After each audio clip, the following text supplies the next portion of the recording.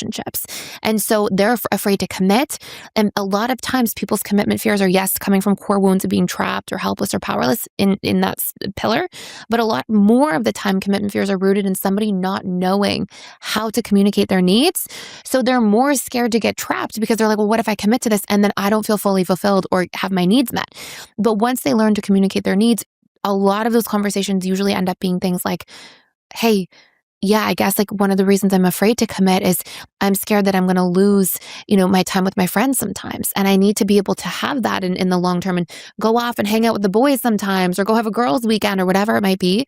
And then the person's like, oh, I can honor that. I can make that a part of our marriage. I can, and it's this catalyst to a huge breakthrough. Or sometimes it's things like, hey, I guess what's holding me back is sometimes I feel like I get criticized more than I feel good about, and it makes me want to pull away. And I'm not sure if I see that being, something I'm really happy in long term. And then the person hears that and they're able to say, oh my gosh, it's time for me to clean up the way I communicate. Yeah. And then there's this breakthrough and they both feel safer. So I would love to tell people, hey, there's some manipulative, easy fix where you tell them this thing and you say, if you don't, commit, I'll leave and give an ultimatum.